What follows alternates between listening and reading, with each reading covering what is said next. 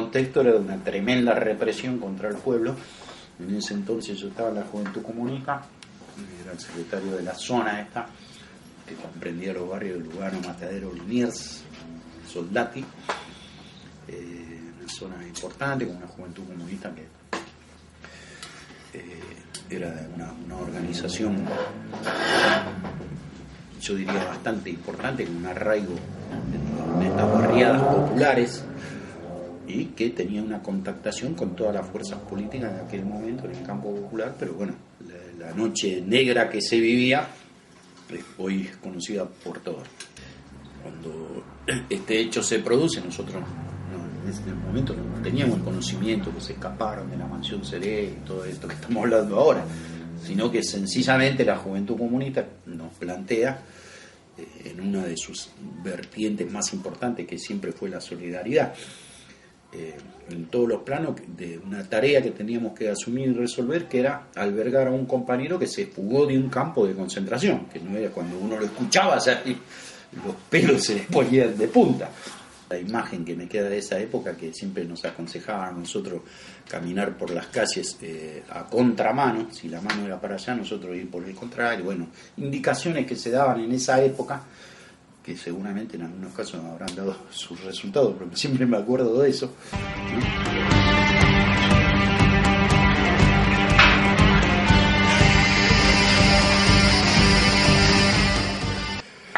Entonces se decidió darle todo lo que el camarada, en este caso que Claudio, necesitaba, y se consigue una casa que es una familia de muchos años de partido, que es la familia Galicia. El compañero Salvador Galicia, de una larga trayectoria en el partido, seguramente hoy, yo hace mucho que no tengo datos de él, su compañera María, también del partido, su hija Susana. Nos contaba que la Patota había secuestrado a un criminal, un delincuente común, criminal, que después de torturarlo alevosamente, empezó ese criminal a trabajar para la Patota. Es decir, unos torturadores más sádicos que había en ese campo, ¿no? Y bueno, Claudio nos comentaba esto, a veces lo teníamos que parar porque era muy tenso el diálogo, ¿no? Y el recuerdo que él le traía todo esto, era todo muy reciente. La fuga de él fue en marzo del 78, si no me equivoco, es el mismo día del aniversario del golpe, el 24 de marzo del 78. Entonces era todo muy reciente, hasta las heridas que se le habían producido a él eran recientes, me refiero a las heridas físicas, ¿no? Era un hombre de una contextura física muy importante, todos conocen que fue arquero del Club Almagro, era estudiante universitario, era un fanático futbolero. En la casa no había televisión, no por un problema económico, sino por un problema de concepción de Salvador. Entonces cuando a Claudio le preguntamos qué necesita, ahí estábamos los prolegómenos del Mundial y un televisor para ver el Mundial. Y entonces le conseguimos el televisor, contento Claudio, pero hay que registrar que en la casa no había por un problema de concepción política. Bueno, entonces lo visitábamos permanentemente en ese lugar para ver cuáles eran sus requerimientos, para tener un respaldo del tipo político, moral, podemos decir, si es que en esa circunstancia creo que era clave eso, la contactación con la gente, salir del terror que él vivió desde su secuestro, todo lo que le pasó a la familia de él, que es tremendo también, porque a la mamá de él le hicieron elegir entre él y la hermana, por ejemplo, la Patota, sacar la dirección de él, obligándolo a la madre que si no se la violaban o la masacraban a la hermana ahí mismo en la casa, ¿no? Es decir, que fue todo muy terrible, como bueno, de tantos otros, de 30.000 compañeros, con todo lo que nosotros conocemos. Pero él, bueno, de a poco se empieza a reconstituir a partir de su libertad, en el sentido de que ya estaba fuera del campo, pero estaba enclaustrado en una casa porque el terror mismo lo paralizaba, como él reconoce muchas veces después en otros reportajes y notas que le han hecho, que salir hasta la vereda solamente podía significar un riesgo muy grande, ¿no? Cuando ellos se escapan, ustedes conocen la historia del campo, que los fascistas lo que hicieron es quemaron ese lugar, inclusive habían tirado en los vecinos que ahí había un neuropsiquiátrico, un lugar de enfermos mentales por los gritos que se escuchaban y todo, ¿no? Y realmente se les produce un golpe a ellos en el corazón, a partir de que se les escapan 4 compañeros, ¿no? Que es un hecho realmente muy serio. Entonces, bueno, siempre estaba el hecho de que la permanente cuestión de que si se lo encontraba, está claro lo que le iba a pasar a él, a todo lo que lo protegían, a la familia del partido y de la juventud que los albergó en su casa y que estableció una relación, imaginémonos en ese momento, de un gran cariño, conversaciones con mi mujer. Seguíamos, no parábamos en nada, ni que en la amenaza, ni esto, lo otro. Inclusive llegamos a vivir, nosotros vivíamos en Miraya, acá en Miraya y cerca de acá, los dos solos, y teníamos un fusil al lado de la cama. A nosotros no nos interesaba si lo conocíamos, no, sabemos que era un compañero del pueblo, en términos generales hablo, hubiera sido Claudio, que en este caso había sido militante de la FEDE, o hubiera sido militante de cualquier fuerza política del pueblo, o de ninguna fuerza política, lo que fuere, pero que fuera una víctima de la dictadura, nosotros hubiéramos tenido esa misma actitud. Pero a mí me tocó siempre, por una circunstancia de lo que fuera, bueno, de que yo siempre fui público, yo nunca estuve, digamos, en un área que voy a negar, a ver, Quique, quién es, no. Yo siempre fui Quique de la Juventud Comunista, punto y fuiste, en la dictadura, en la legalidad, en donde fuera.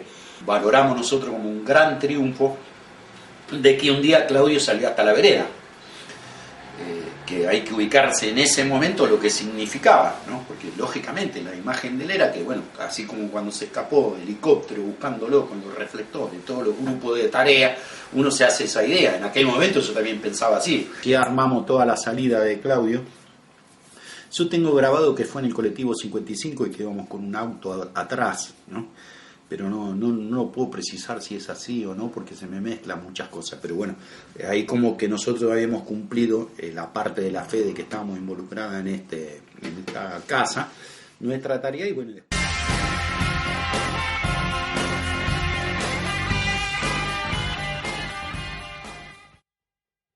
Y a veces uno en ese momento no podría pensar que iba a devenir, iba a marcar que fue así, que hoy Claudio está bien, tiene su familia, él es un experto en el tema deportivo, tiene una profesión que creo que es sociólogo, pero especialista en fútbol, como no podía ser de otra manera, ¿no? Y bueno, y realmente es una alegría de que él pueda contar las cosas como las cuenta, bueno, escribir lo que escribió, ¿no? Y que sería también muy bueno poder encontrarnos. Muchas veces hemos visto, a ver si podíamos, quizás será próximamente, porque él siempre viene a la Mansión Cerezo, he estado varias veces, no tuve la suerte de encontrarme con él, me encantaría recordar todo esto que estamos hablando con él.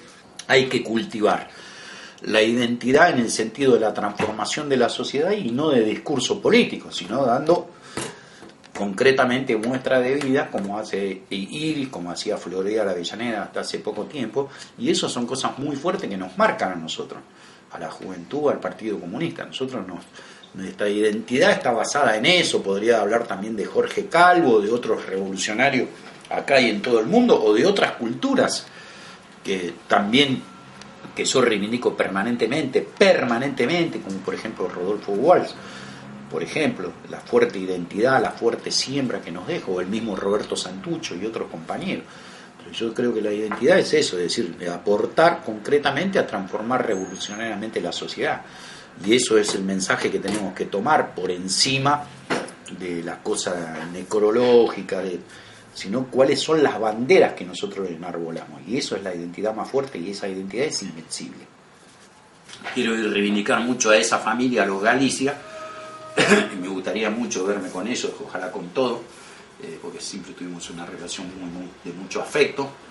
Yo milité muchos años, como decía, con el hijo, en la juventud, con Oscar, sobre todo, que nosotros le decíamos Daniel, un nombre de guerra, se llamaba Daniel, pero su verdadero nombre es Oscar. Inclusive con la compañera de él, que se llamaba Celina, gente muy valiosa, digamos, ¿no?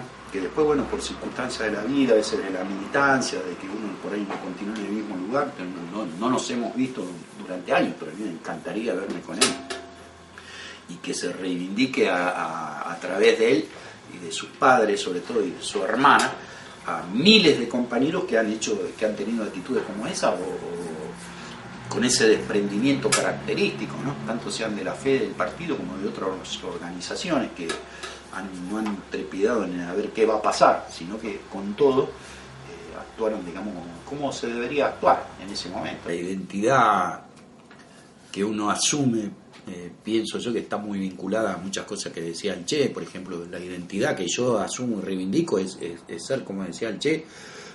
Eso, me identifico con eso. Después, si me llamo Quique o Moreto Pichu, no le veo relevancia, sino si tiene una actitud frente a la vida, una cosmovisión del mundo y una voluntad transformadora y una práctica transformadora. Yo creo que eso es la identidad. A mí lo que me gusta es que donde yo estoy, que quede claro quién soy. Quién soy no es mi nombre, sino cómo pienso y cómo actúo.